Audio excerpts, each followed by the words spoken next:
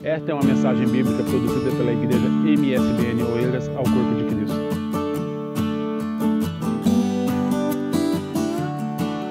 Meus irmãos, Lucas capítulo 5, versículo 19, permita-me rapidamente meditar consigo na palavra de Deus.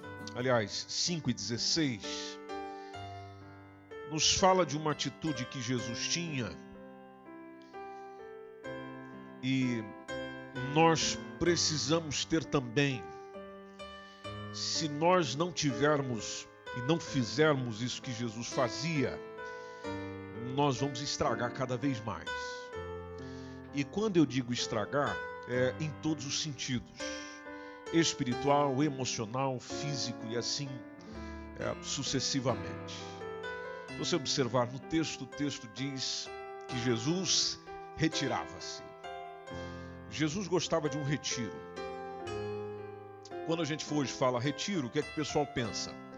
O pessoal pensa numa reunião que vai ter, um grupo que vai se reunir, sejam crianças, adolescentes, jovens, adultos, casais, enfim, se retiram para um lugar, lá passa um período, lá tem piscina, lá tem culto, lá tem futebol, lá tem um monte de coisa. O retiro que Jesus fazia era com que intenção? Oração. E não era por falta de tempo. Porque se você observar o versículo 15, diz que a fama de Jesus se propagava ainda mais. Outra coisa, Jesus tinha muita gente para atender. Porque as pessoas, no verso 15, diz que iam se ajuntando para o ouvir. Então era um pregador que tinha muita gente para o ouvir. E que naturalmente na sua caminhada fazia diversas pregações durante o dia, durante a noite. Bom, uma agenda cheia é o que grande parte dos pregadores, precisamente os conferencistas, têm e se não têm, querem. Porque veem isso como uma oportunidade de pregar o Evangelho. Jesus tinha essa oportunidade. Tinha muita gente atrás dele, tinha muita gente querendo ouvi-lo, tinha muita gente querendo ter com ele.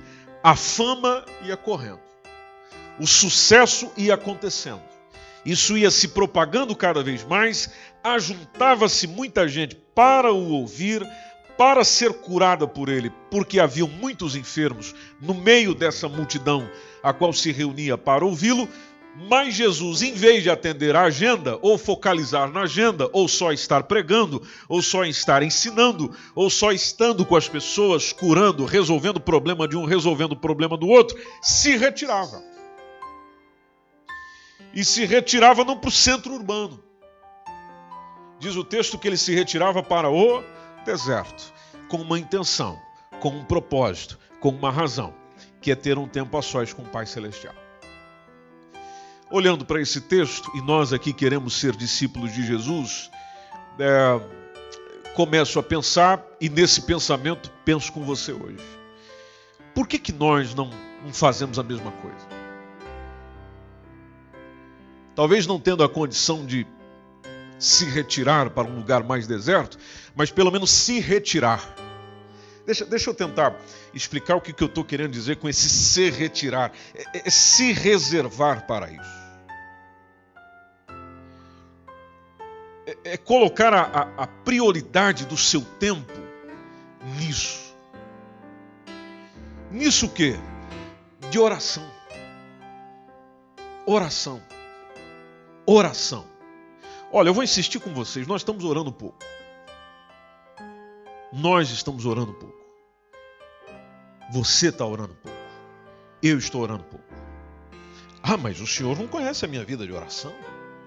Não, o senhor não sabe que eu me reúno lá no meu quarto, fecho a porta como ensina Jesus, e lá eu passo tempos e tempos e tempos na presença do Senhor. Bom, eu ainda acho pouco. Mas aí, eu não tenho mais nada para fazer? Não, você tem muita coisa para fazer.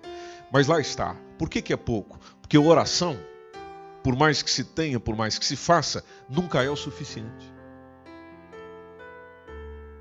Nunca será o suficiente.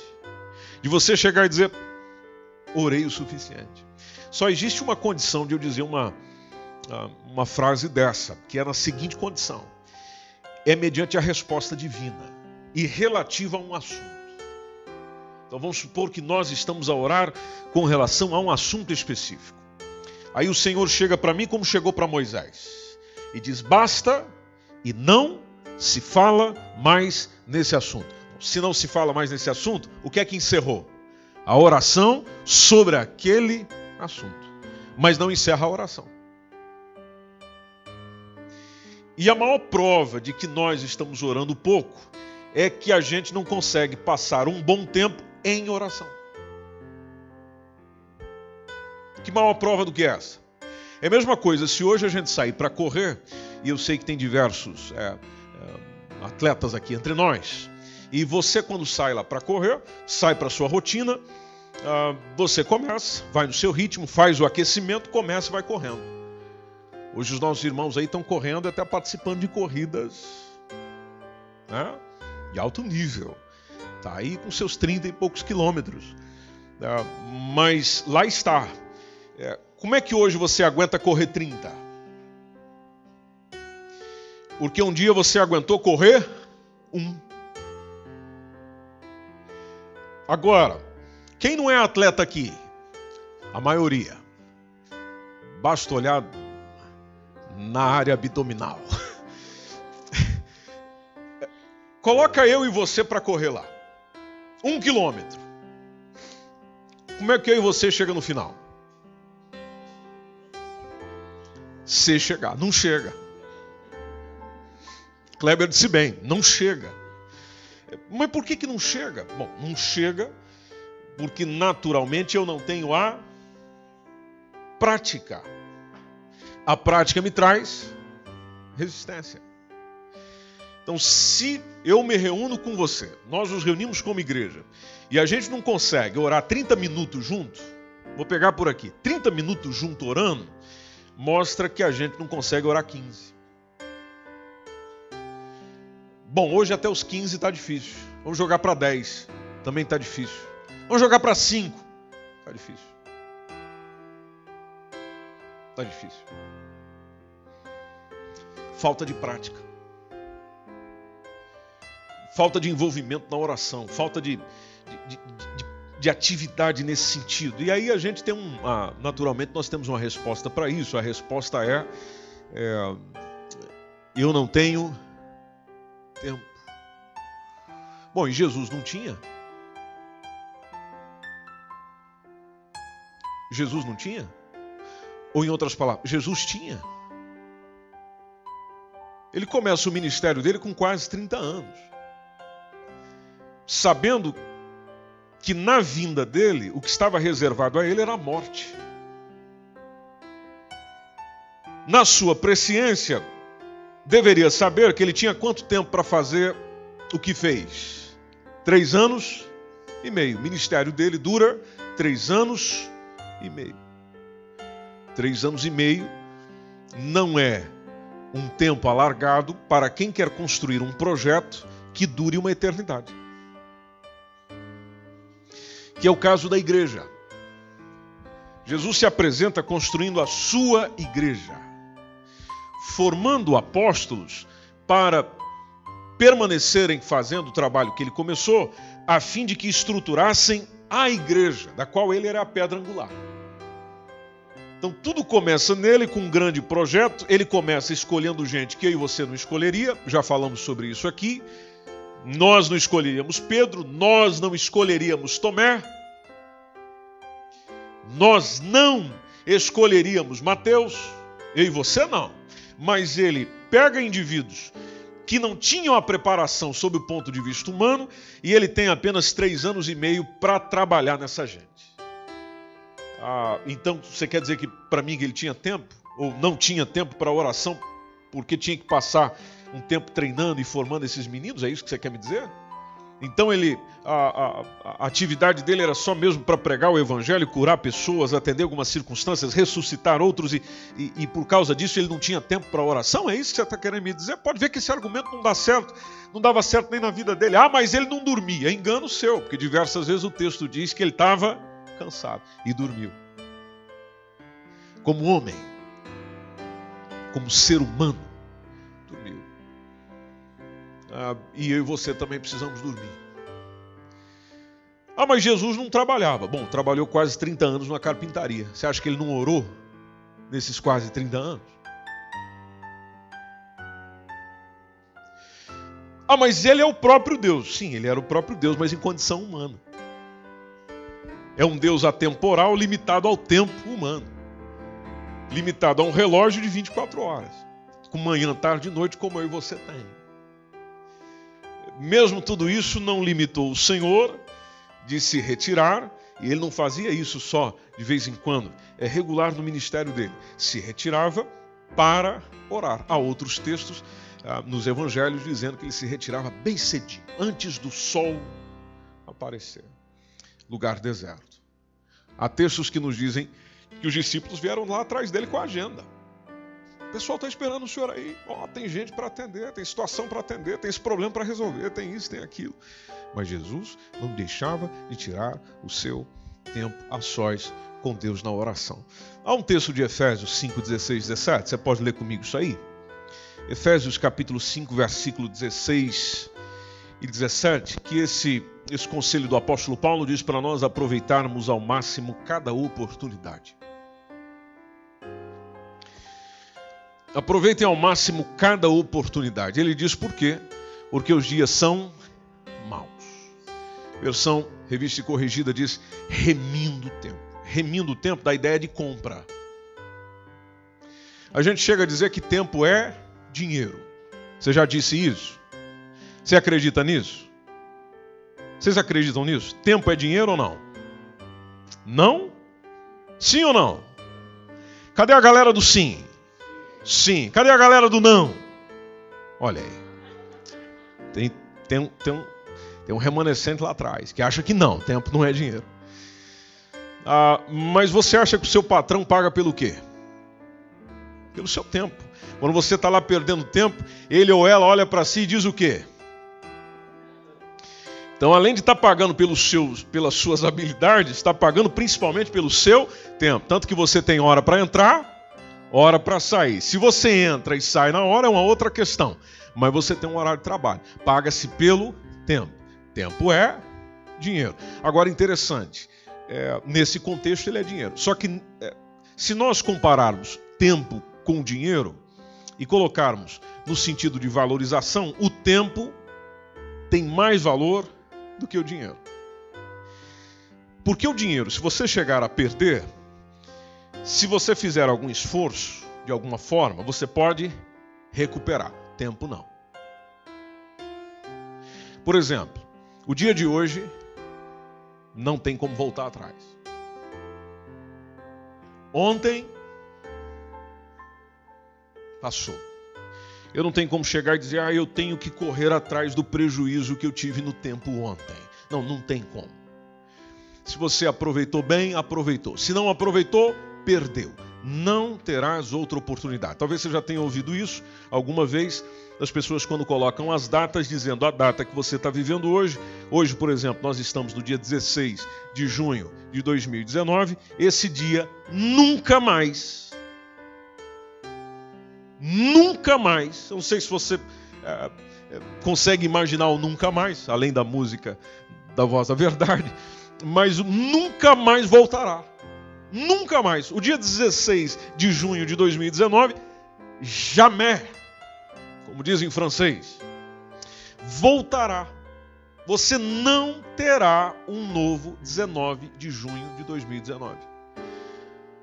16 de junho de 2019. Olha, como já estou correndo no tempo. Isso é ansiedade, né? Quem corre demais, quem adianta demais as coisas, está ansioso. Então, obrigado, Rose. O que eu terei é o 16 de junho de 2020, 2021. E olha lá, né? Que eu não sei. Então, olha só esse domingo que você teve hoje, que está quase no seu fim. O que você fez hoje? Você pode chegar e dizer, poxa, realmente, esse momento que eu vivi do meu dia é como se eu tivesse comprado ele, de tão valioso. E o benefício que eu tive disso. Interessante que quem tem essa consciência não perde mais tempo.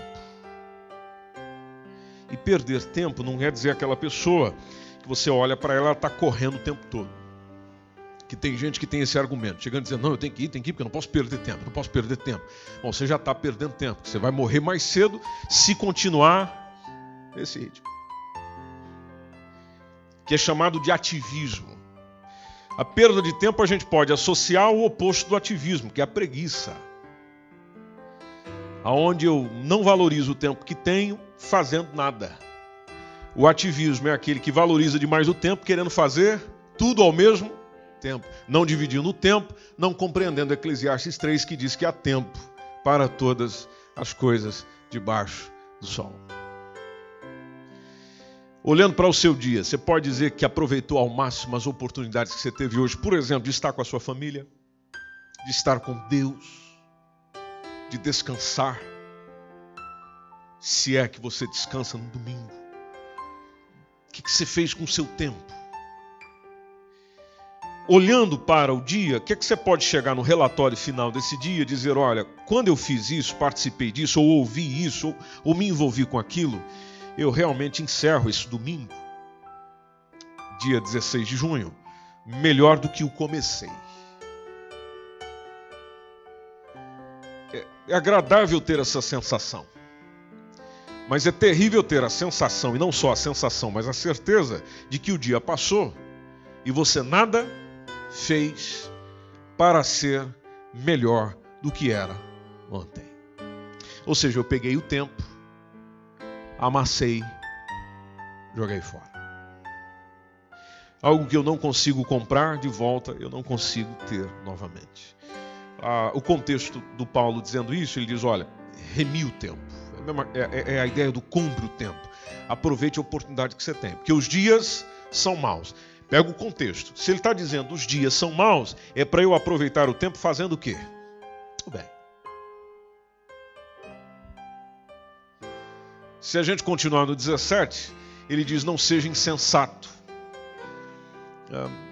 mas entendei qual seja a vontade do Senhor.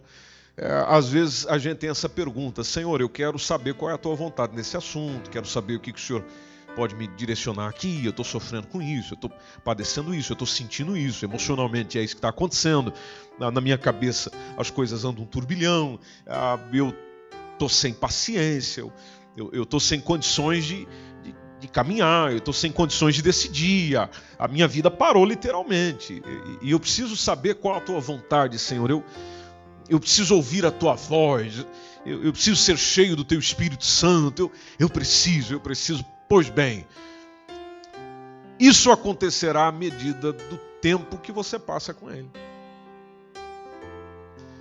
Aliás, só é possível conhecer bem uma pessoa, todos nós sabemos disso muito bem, passando tempo com ela. Nós hoje estamos desprezando Deus, minha gente. Porque nós temos tempo para tudo. Só falta o tempo com Ele. Aí chega lá, eu e você com um monte de desculpa. Qual a diferença entre uma mentira e uma desculpa? Não é tão grande assim. Uma desculpa ela é definida como a casca de uma razão preenchida com mentiras. Ou seja, desculpa é um outro jeito de eu apresentar, no qual eu tenho uma desculpa da qual fica aquela mentirinha toda arrumadinha, toda bonitinha, e aí, para deixar aquela casca, aquele embrulho legal, eu coloco essa desculpa. Só que, mesmo depois da gente se tornar cristão, a gente continua dando desculpas, que na verdade, enraizadas, são mentiras. Não deveríamos. Não deveríamos. Porque se a gente teve um encontro com a verdade, por que a verdade não está em nós? Conhecendo a verdade libertando, como é que essa verdade ainda não te libertou? Por que nós gostamos de nos auto-enganar e temos prazer em enganar os outros? E aqui a minha conversa é para você que se tornou cristão, você que um dia recebeu Jesus no seu coração. Como é que a gente, tendo recebido Jesus, encontrado com aquele que é o caminho, a verdade e a vida, estamos ainda dando desculpas? E às vezes nós damos desculpas do porquê não conseguimos ler a Bíblia, por exemplo. Leu a Bíblia hoje, meu irmão? Não deu. Não deu. Quando eu sentei para ler, epá. Tem gente que sofre de insônia, mas quando pega a Bíblia, o sono vem.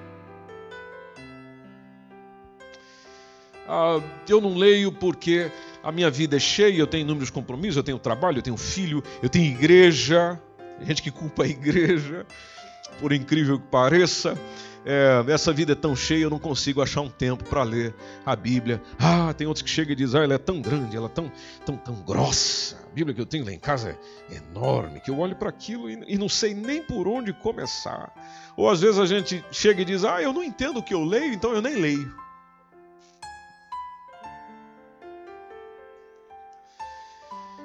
Ou ainda a gente chega e diz, sabe, eu li a Bíblia domingo lá na igreja, então é o suficiente.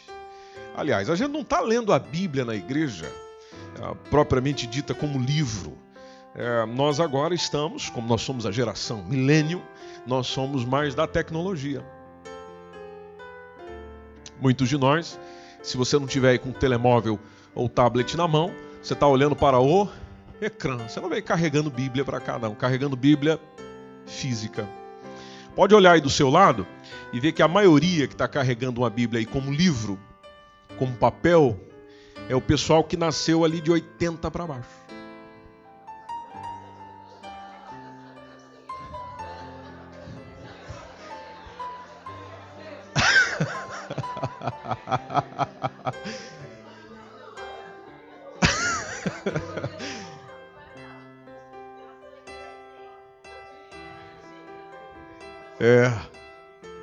Era esse protesto aí que eu queria ouvir mesmo. Mas tem gente aí de 80 para cá ainda com material físico. Nós não vamos entrar na discussão se isso deve ser assim, se isso não deve ser. Meus irmãos, o importante é a palavra de Deus.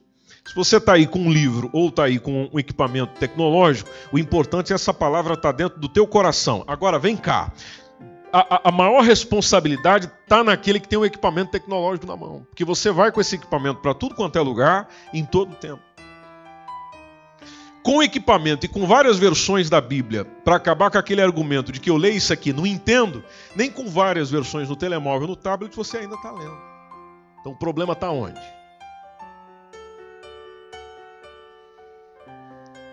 Eu não tenho tempo. Pois é, mas todas as mensagens que chegam, eu tenho tempo.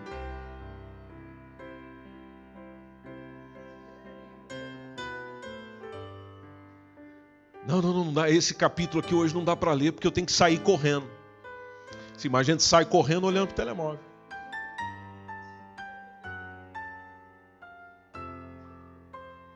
Por que não dá para sair correndo lendo um texto? Esperei com paciência no Senhor. Ele inclinou para mim e ouviu o meu clamor. Outro benefício que nós temos hoje é a Bíblia em áudio. A gente coloca aí o fone, meu irmão, e dá para ouvir a Bíblia em diversos idiomas, dramatizada. A Bíblia para Todos, por exemplo, edição aqui de Portugal. Você tem condição de ouvir o Novo Testamento no português de Portugal, dramatizado, é uma coisa maravilhosa. Os atores ali fizeram um trabalho lindo, fantástico. Você vai viajando na história.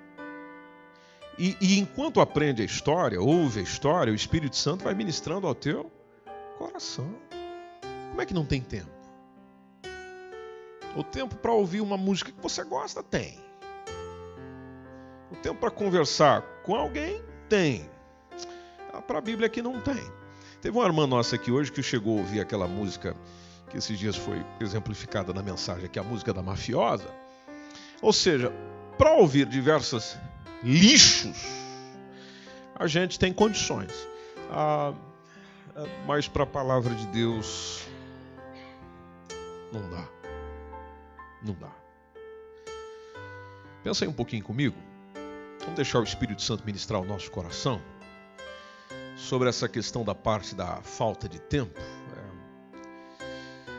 Imagina comigo que você recebe um telefone nessa semana do seu médico que diz para você assim: olha, fulano, sabe aqueles testes, aqueles exames que nós fizemos recentemente? Você, sim, sei todos eles. Pois é, nós vamos conversar. Primeiro você já gela. o frio completo assim na sua espinha. Aí você se encontra com o seu médico ou com a sua médica e você vai lá ter com ele ou com ela e descobre que você só tem semanas de vida.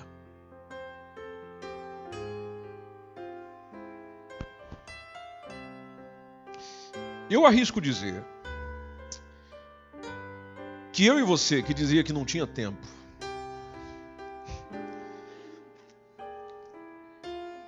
nós vamos arrumar tempo. Nós vamos arrumar tempo. Nós vamos rever a agenda, vamos modificar muita coisa aqui, vamos rever o cronograma, vai ficar livre. A agenda já está livre. Já está disponível para que eu possa ler a Bíblia, para que eu possa aproximar de Deus, tanto até porque eu quero ir para o céu, então eu só tenho algumas semanas para buscá-lo.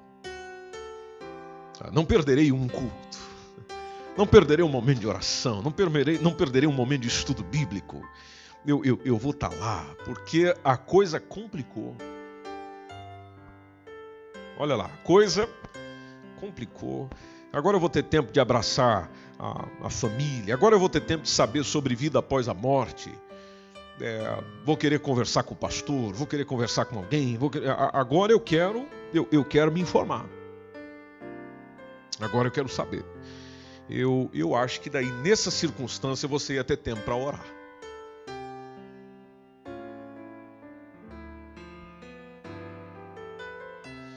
Qual a diferença? A diferença é que eu não sei quanto tempo de vida eu tenho. Não tendo passado por essa situação até o momento, eu não sei quanto tempo de vida eu tenho. Como diversas vezes dizes a vocês, eu compartilho com vocês, dizendo, essa pode ser a minha última pregação. Não sabendo quanto tempo de vida eu tenho, é melhor remir bem o tempo, aproveitar bem o tempo, não ser insensato, sabendo que aquilo que eu estou vivendo e o que está ao meu redor é mal, mas nesse tempo eu busco entender qual é a vontade do Senhor. Qual é a vontade do Senhor? Porque a vontade do Senhor não é só para o meu presente. A vontade do Senhor também olha para o meu futuro. Por isso que a oração é importante. É o tempo do diálogo, é o tempo da conversa. Então, na verdade, essas nossas desculpas, que nós queremos dizer que são razões, mas na verdade razões não são, porque razão suporta o teste. E deixa eu te dar um exemplo. Você já teve com aquele tipo de pessoa? Os amigos e amigas fazem muito isso com a gente. Vamos lá conosco? Não, eu não posso. Não pode por quê? Não, porque eu tenho que lavar a louça. Mas não dá para lavar a louça depois? Não dá para lavar depois, mas tem que fazer isso. Mas você pode deixar para depois, não pode? Ou seja, sabe aquele tipo de pessoa que vai perguntando e o argumento acaba? Então, quando a coisa é racional, ou seja, há uma verdadeira razão, então o argumento não acaba. Ou ele define, ou ele conclui, do qual a pessoa tem condição de chegar e dizer, realmente não dá. Realmente não dá. Avaliamos por aqui, avaliamos por cá, realmente não dá. Opa, então é razão. Razão. Agora, desculpa. Não, desculpa, como dissemos, é aquele negócio que você vai disfarçando, dizendo, para na verdade esconder outras verdades. Então, aquilo que nós referimos à palavra de Deus, ao tempo com Deus, ao tempo no culto, o tempo da devoção com o Senhor, o tempo ao Senhor, a vida com Deus, depende da nossa perspectiva. E é isso que o Espírito Santo quer corrigir nessa tarde. Ou seja, a nossa perspectiva. Nós achamos, eu digo isso, guarda no seu coração. Na verdade, a gente acha tempo para aquilo que nós damos importância. Dá para dar um toquezinho aí no vizinho, na vizinha e dizer isso. Nós achamos tempo para aquilo que é importante. Só lembrando aí, só lembrando.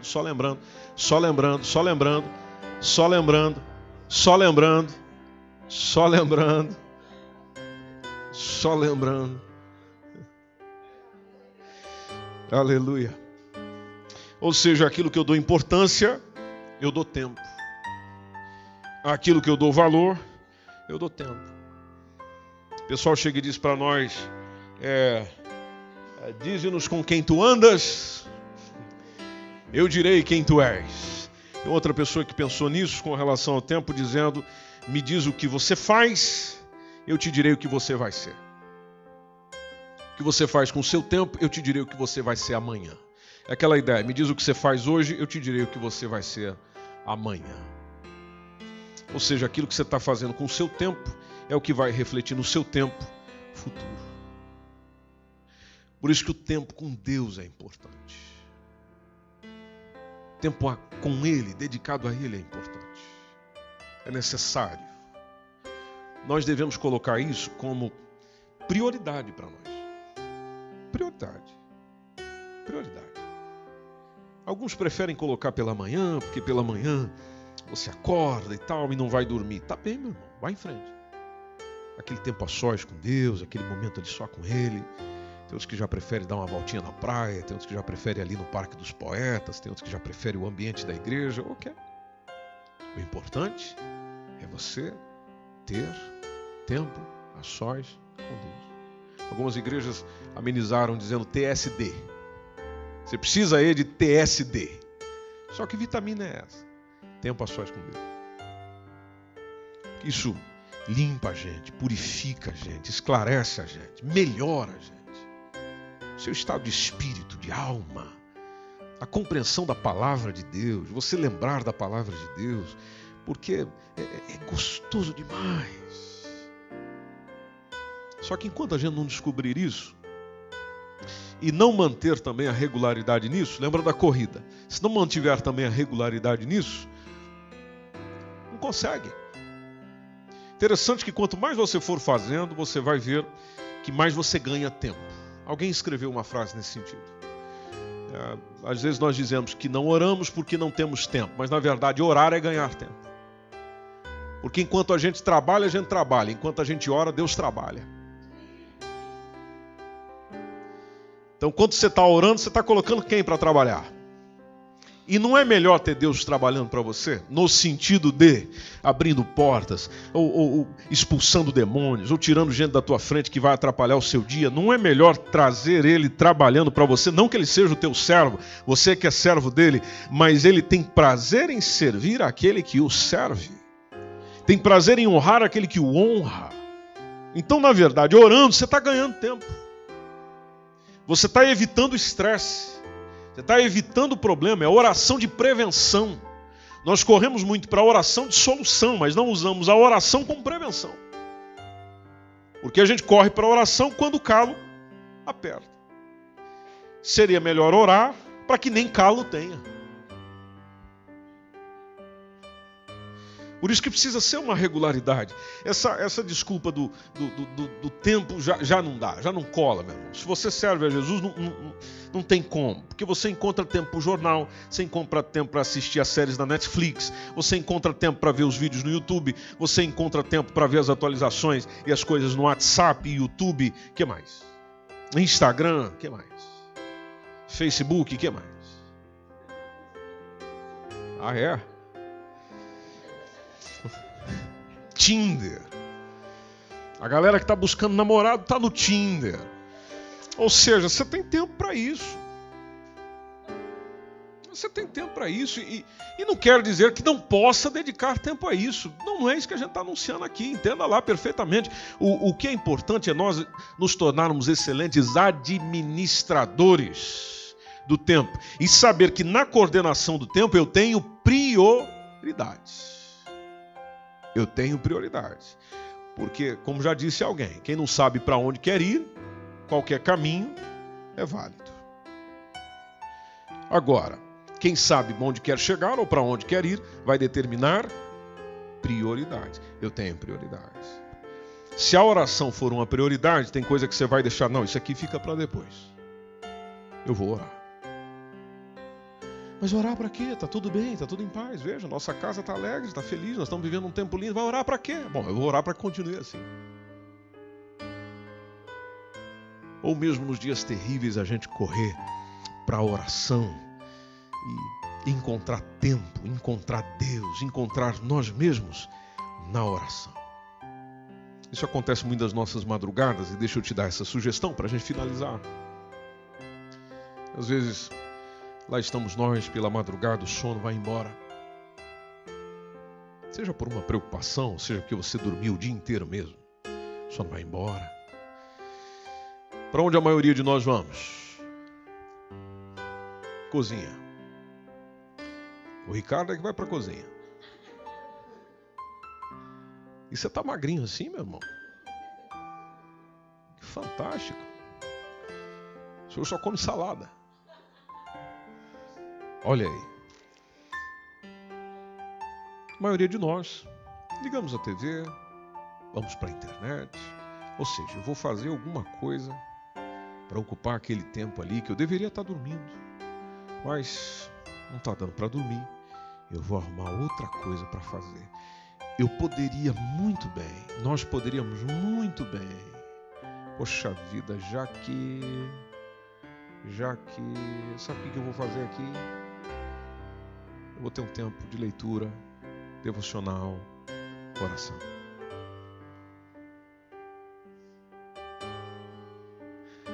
Aí vem na nossa cabeça assim, mas você acabou de sair do culto. É isso que acontece. Você esteve no culto, você orou lá.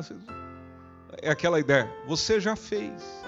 Sim, mas no caso de oração, palavra de Deus, tempo com Deus, nunca é demais. Quantos dias o Senhor Jesus passou em jejum e também creio em oração no deserto antes de ser tentado pelo diabo? Quanto tempo? Vocês lembram? Quanto tempo? 40 o quê? 40 horas? 40 dias. 40 dias. Interessante que quando a gente olha para Mateus 4 ou Lucas 4, está lá o texto dizendo: e o Espírito Santo levou-o ao deserto para ser tentado. A ideia era exatamente a tentação. Não era para dar um passeio no deserto, não. Não, a tentação. Já vai para o deserto, que é um ambiente difícil, e ainda vai ter tentação. Antes disso, consagração. Qual dia que você não tem tentação? Quem aqui é aquele que já se tornou anjo e ainda não foi arrebatado? E não é tentado? Todos nós somos. Então veja, é investir nesse tempo como prevenção, porque eu não sei também o que me reserva o dia de amanhã. E talvez o Espírito Santo já está tirando sono para ver se eu espero. Aproveita esse momento aí, prepara a tua alma, prepara a tua mente, prepara o teu espírito, porque essa sua segunda-feira vai ser terrível. Se ele disser isso no nosso ouvido, a gente... agora é que eu não durmo. E se você sofreu de ansiedade, pior ainda. O que vai acontecer? O que vai acontecer? Deixa eu ligar para alguém. Deixa eu ligar para a profetisa. Deixa eu ligar para o profeta. Deixa eu ligar... eu acabei de ouvir uma voz aqui no meu quarto. E é claro que eu estou dramatizando. Acabei de ouvir algo aqui, soou aqui dentro, dizendo que essa segunda-feira vai ser terrível. Repreende, pastor, repreende, irmã, porque é o diabo. O diabo está preparando uma cilada. O diabo não sei o quê. A gente já associa ao diabo, quando na verdade a mensagem veio de Deus. Porque Jesus foi levado pelo Espírito Santo ao deserto para ser tentado pelo diabo. Não é o diabo que levou Jesus ao deserto para tentá-lo. Consagração é importante, oração é importante, jejum é importante, tempo com Deus é importante. Mas qual a importância isso tem na sua agenda? Lá, quando você pega e diz: o que eu vou fazer hoje? O que eu vou fazer amanhã? O que eu vou fazer essa semana? Muitos de nós não somos tão organizados assim, a gente vai vivendo, né? Vivendo. Deixa o dia passar, deixa o dia correr, deixa o dia fluir, se preocupar para quê? Outros não, outros gostam mais de ter tudo organizadinho, tal hora eu faço isso, tal hora eu faço aquilo. Pois é, fazendo ou não fazendo, qual a prioridade Deus tem no seu tempo? Qual é a sua perspectiva com relação a isso? Como é que você caminha com relação a esse assunto? Nós precisamos abrir o mundo de Deus. Estou dizendo isso porque às vezes a gente tem tempo para o mundo, só não tem tempo para o mundo de Deus. Para a palavra de Deus, querer de Deus, vontade de Deus, remindo bastante o tempo para aproveitar nisso. Priorize o tempo. Faz o teste nessa semana. Priorize o tempo nas coisas que realmente importam. Realmente importa. Porque na verdade, o que o diabo está tentando fazer com a gente é perder tempo. Perdendo tempo, perdemos a salvação. Perdendo Deus, a gente perde a salvação. Deixando a palavra de Deus, a gente deixa Jesus. deixa tudo aquilo que tem a ver com a salvação da nossa alma. Essa é a intenção dele. A intenção dele é te ocupar. A intenção dele é te ocupar. Guarda isso no teu coração. A intenção dele é te ocupar. Já Deus quer que você descanse. Não, mas vem cá, não entendi agora. Se Deus quer que eu descanse, por que eu estou cheio de trabalho? Ou por que eu estou cheio de preocupação? É aí onde está o negócio. É de você aprender a gerir a sua vida descansando nele. Como diz aquela canção do Brasil. É meu todo o trabalho. O teu trabalho é descansar em mim. Como diz o salmista, descansar no Senhor. Descansarei no Senhor. Descansa no Senhor. Você já leu o Salmo 34? Vamos finalizar com ele, vamos embora para casa? Salmos 34.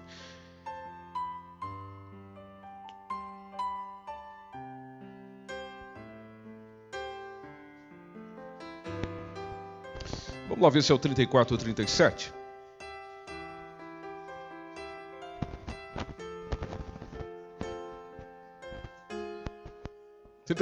Isso mesmo, 37. 37, versículo 3, nos começa dizendo, confia em quem? No Senhor. Faça o quê? Faça o bem. O que vai acontecer com você? E verdadeiramente. Verso 4. Deleita-te. O que tem a ver o deleita-te? Também. Aproveita. Em inglês, enjoy. Quando alguém chega, serve um prato maravilhoso para nós, essas pessoas dizem, bom apetite, deleita-te. A mensagem é, deleita-te também no Senhor. O que ele vai fazer? Vai conceder o que deseja o teu coração. O que teu coração deseja? O que teu coração deseja? Verso 5 é conhecidíssimo. O pessoal gosta de mandar para nós quando a coisa está complicada. A gente recebe lá a mensagem dizendo, entrega o teu caminho ao Senhor. Já partilhei essa palavra com vocês aqui. Às vezes nós não entregamos, às vezes a gente quer pegar de volta. Emily, participa comigo aqui. Emily, né? Então eu chego e entrego, não precisa levantar não, Emily. Eu chego e entrego para Emily. Emily está aqui, aos seus cuidados. Mas lá está o nosso problema. A gente entrega os cuidados, mas sempre quer pegar de volta. Então a gente chega e diz, Senhor, meus caminhos estão nas tuas mãos. Gere a minha vida, Jesus. E a lágrima corre.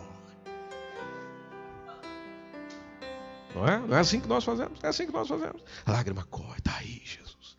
Mas a gente não tira o olhar do caminho. E diz, então, Jesus, não vai fazer nada, Jesus.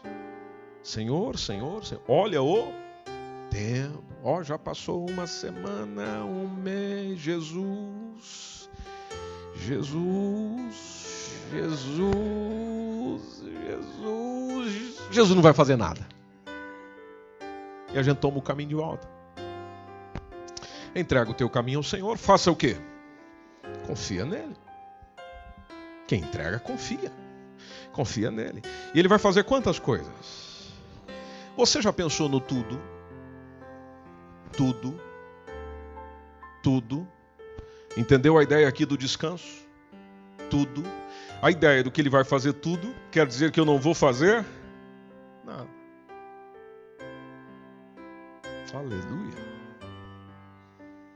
Se você olhar no 7, descansa no Senhor.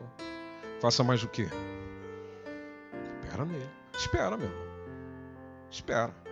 Aliás, uma das coisas que Deus mais quer nos ensinar é esperar. Espera aí.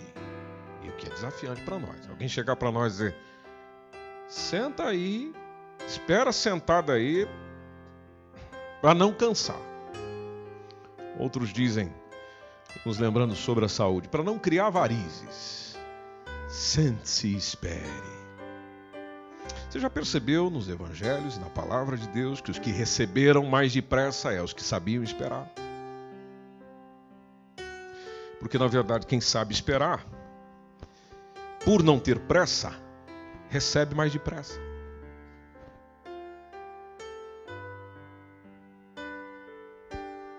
Mas aqueles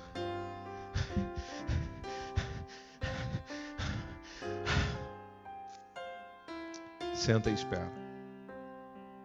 Senta e espera. Não é isso que você fazia com o seu filho afobado, apressado, a sua filha, aquele desespero todo. Espera. Espera. Espera. Mas aquele filho calminho, calminha que você tem, que você nem sabe para quem puxou, é quando você chega, ele pede, dá uma água, pai. Aí você. Mas aquele que chega pegando a garrafa da tua mão, espera. Calma aí. Vou abrir aqui. Tá, espera. Calma. Deus é pai. E como o pai, ele quer nos ensinar. Descansa no Senhor. Descansa no Senhor. Descansa no Senhor. Se você continuar lendo, até o versículo 11 nos lembra isso. Os mansos é que herdam a terra. Os mansos herdarão a terra. E se deleitarão na abundância de quê? De paz. De paz. De paz. Verso 18 nos diz que o Senhor conhece os dias dos retos, a sua herança permanecerá para sempre. Essa gente não vai ser envergonhada nos dias maus. São essas pessoas que não serão envergonhadas nos dias maus, nos dias de fome, elas vão se fartar. Verso 23, os passos de um homem bom. Não é qualquer homem. É um homem bom, uma mulher boa, segundo o Evangelho. É que são confirmados pelo Senhor. E ele deleita-se no seu caminho. Olha lá a palavra deleite de novo. Pode cair. Você olhou o versículo 24? Ainda que caia, não ficará prostrado. O que o Senhor faz com esse tipo de gente? O sustenta com a sua mão. Quem você precisa para sustentar você no seu dia é do Senhor. Não é tanto do seu patrão, não. Não é tanto do seu patrão, dos seus clientes, das pessoas que você, da sua família, das pessoas que você vai se encontrar. Não, não é do Senhor. Quem vai lhe sustentar é o Senhor. O Senhor. O Senhor. Por isso, descansa.